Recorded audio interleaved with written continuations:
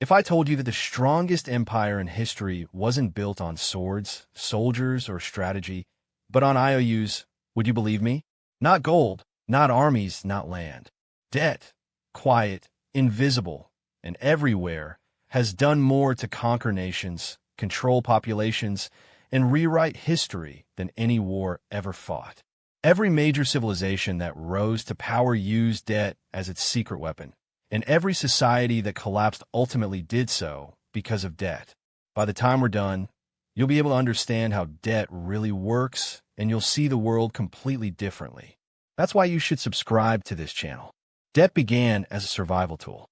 Thousands of years ago, in Mesopotamia, people didn't borrow money to buy houses or cars. They borrowed barley. If you had a bad harvest, you went to the temple and borrowed food to survive.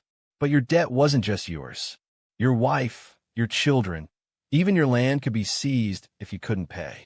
Debt became a chain, not a temporary agreement, but a lifelong sentence. Kings quickly realized something.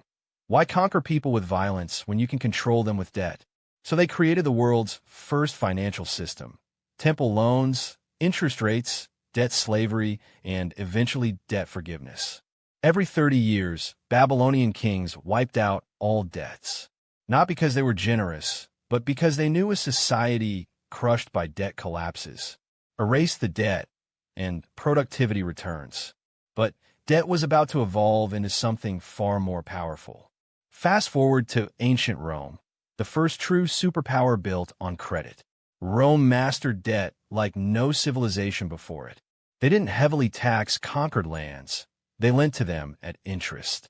Conquer a region, let it rebuild, lend them money to help, and when they can't pay, take their crops, their gold, their soldiers, their loyalty. Rome grew rich not from war, but from what happened after war. Even inside Rome, debt shaped society. Roman elites formed the first private lending class. Entire rebellions erupted not over land, but over interest rates. At one point, more Romans were enslaved because of debt than because of war. Debt built Rome, and it tore Rome apart. In the Middle Ages, debt became something deeper, a moral issue. Charging interest usury was considered a sin in Christianity and Islam. How can you charge a poor man for needing help? So debt went underground. Jewish communities, being outside religious restrictions, became the primary lenders not by choice, but by political design.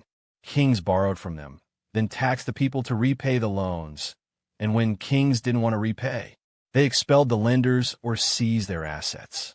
Debt had become a weapon not just for controlling people, but for controlling governments. Then came the invention that changed everything: national debt. In 1694, England was broke. The solution was radical: create a central bank and borrow money from the public.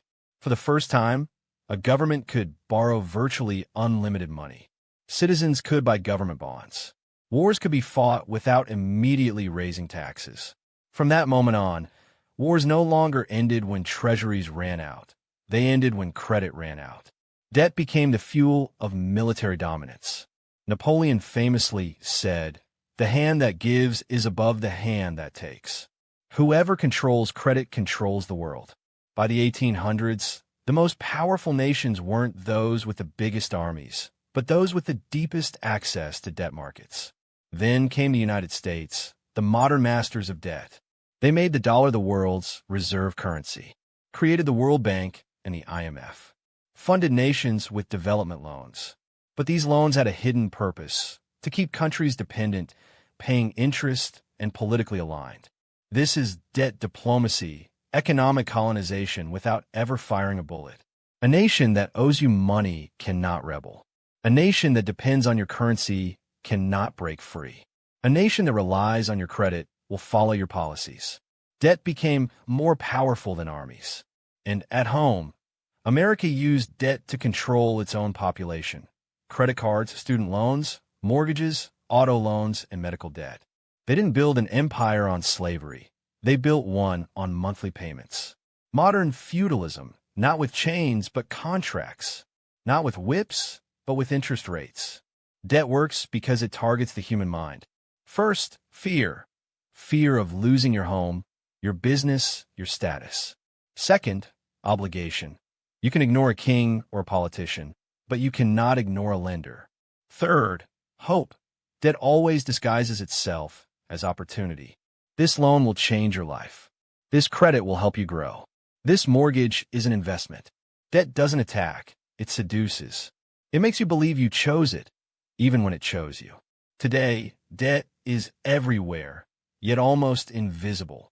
Countries borrow money just to pay interest on old debt. Corporations borrow money to buy their own stock. Consumers borrow money to maintain a lifestyle they can't afford. We don't live in an economy. We live in a debt machine. And that machine operates on 3 rules. Money is created through debt. Debt grows faster than income. And those who control the debt control the world. Because the truth is simple. You don't need to own people when you own their future income. But debt itself is not the villain.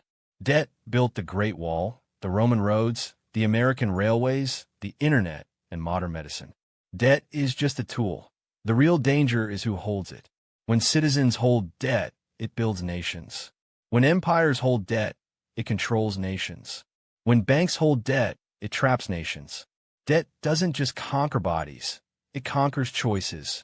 It shapes what governments can do, what companies can build, and what individuals can dream.